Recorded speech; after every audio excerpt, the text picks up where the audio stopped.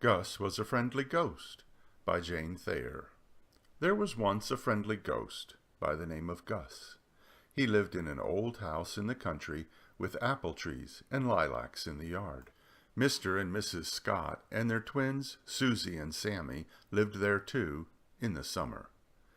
The old house had an attic, and sometimes the Scotts heard rattles and clanks in it. That was Gus. The Scotts didn't believe in ghosts, so they didn't believe in Gus. Still, when they heard the rattles and clanks, they liked to say to their friends, "We've got a ghost." The Scotts made Gus feel welcome in the old house, so Gus liked them. He especially liked Mrs. Scott. She was so pretty. He wanted to please them all, so he rattled and clanked in the attic the way ghosts are supposed to. "We've got a ghost," said the Scotts proudly, though they didn't believe in ghosts. Then autumn came, and the Scott family left. No need to rattle and clank now. Gus had nothing to do but sit around. One day he was so lonely, sitting around by himself, that he went for a walk, and he met a mouse. "How are you?"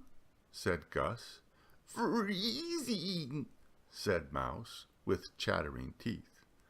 "Come and spend the winter at my house," cried Gus. "Any people there?" said Mouse. "I do hate people." "Not now," said Gus. Mouse scurried about the house. It seemed a good place to spend the winter, but it was chilly. "Let's build a fire in the fireplace," said Mouse, with chattering teeth. "I'll get a match."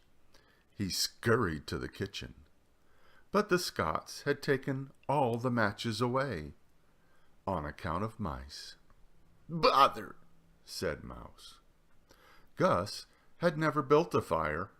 Ghosts never get cold. But he wanted Mouse to be happy in his house, so he said some ghostly words he knew, and a fire began to blaze in the fireplace. "Well," said Mouse with delight, "let's have a bite to eat. I'll look in the cupboard." He scurried to the kitchen, but the Scotts had taken all the food away on account of mice. "Bother!" cried Mouse. Gus had never cooked a meal. Ghosts never get hungry. But he wanted Mouse to be happy. "Toasted cheese sandwich?" said Gus. "There isn't any," began Mouse. Then he saw that Gus was slicing a big piece of cheese. Mouse was delighted. Gus was pleased that he had thought of the cheese. Gus pulled a table up to the hearth. He piled 9 pillows in a chair for Mouse. Mouse enjoyed his toasted cheese. Finally, Mouse wiped his whiskers. "Which is my room?" he said. "Take your pick," said Gus. "Bed will feel good," said Mouse. He scurried into the front bedroom, but Mrs. Scott had put newspapers all over the bed, on account of mice. Mouse made a face. "I do hate a newspaper," he said. He scurried into the back bedroom. "I'll curl up in a drawer." But Mrs. Scott had put mothballs in the drawer, on account of mice, of course. Mouse made a terrible face. "I do hate a mothball," he said. Gus wanted Mouse to be happy in his house. "Try the attic," he said. Mouse ducked into a hole in the wall that Gus showed him and found his way to the attic. He burrowed into an old mattress and went to sleep in the stuffing. Gus washed the dishes. He was delighted to have Mouse in the house for company. When Mouse woke up, he scurried downstairs and said, "How do I get out of here?" "Don't go," cried Gus. "Aren't you hungry?" "What are we having for dinner?" said Mouse. Gus began to be very busy. Mouse liked his 3 meals a day with nibbles in between. So Gus put on an apron. He got out a cookbook. He looked up all the things a mouse might like to eat. He spilled sugar all over the floor. He got flour all over his face. He burned his fingers, but he made macaroni and cheesecake. He whipped up some cheese soup and cheese sauces. He baked cheese bread and cheese biscuits, cheese popovers, and cheese pie. Mouse never had time to help. He was so busy with various matters, but Gus didn't mind. Mouse grew plump on cheese sauce. At night, when it snowed, Mouse read to Gus by the fire. Sometimes they played checkers. Sometimes they popped corn. Firelight flickered on the old window panes and smoke curled up the chimney. No one was near to notice. But at last the snow melted and the sun grew warm. The buds on the apple trees swelled. The lilacs burst into bloom. And one day a car drove into the yard. The Scotts were back. When Mouse heard Susie and Sammy running through all the rooms, he ducked into the hole in the wall and rushed to the attic. When he peeked out of the mattress, he saw his friend Gus, and he cried angrily, "I'll scare them away!" "Why? They're nice," said Gus in surprise. He was glad to see the Scotts, especially Mrs. Scott.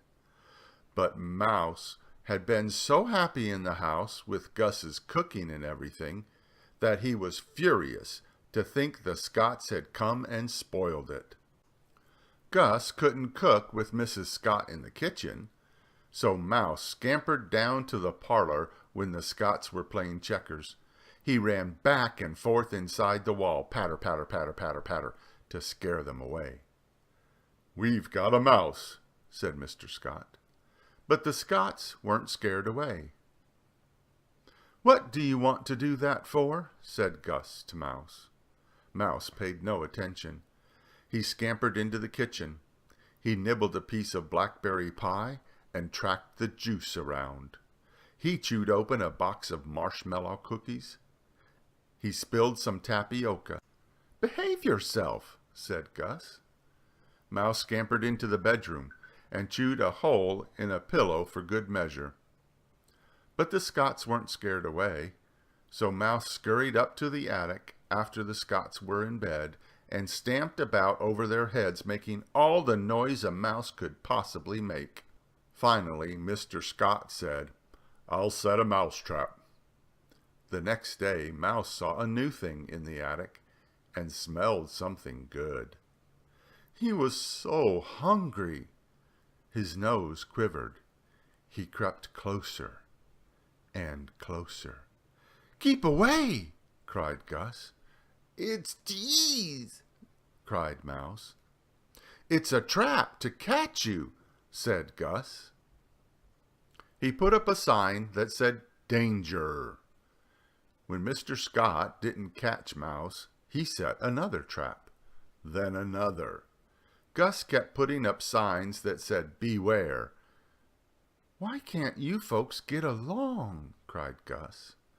But the more mouse traps Mr. Scott set, the more Mouse stamped about among the danger signs to scare the Scotts away. Gus began to be really worried. He didn't want his friends the Scotts bothered, and he didn't want his friend Mouse hurt. "I'll never forgive myself if anything happened," he said. Then one day Mouse became so determined to scare the Scotts out of the house that he popped up on a kitchen shelf, bold as brass, when Mrs. Scott reached for the cereal. "Help!" screamed Mrs. Scott, running away. That was the last straw. When Gus saw Mrs. Scott, who was so pretty, scared out of her wits, all of a sudden he pointed his finger at Mouse and roared, "That's enough!" Mouse was so shocked that he stood stock still and stared. "Listen to me," shouted Gus. "If you stay in this house, you'll do as I say from now on." "What?" whispered Mouse.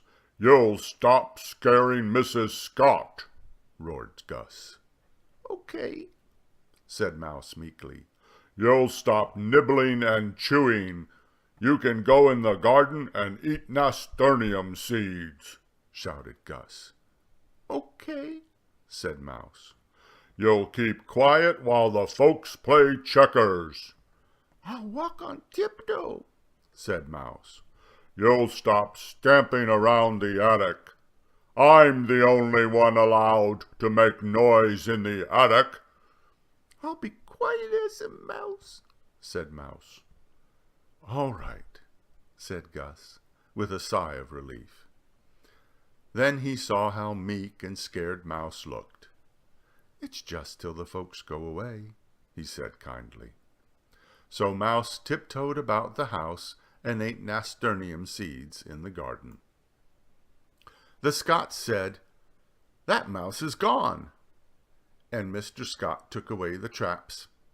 Gus rattled and clanked extra loud in the attic, so the Scotts could say, "That's our ghost." And when the Scotts went away for the winter, Gus and Mouse had a celebration, with cheese croquettes for dinner. The end.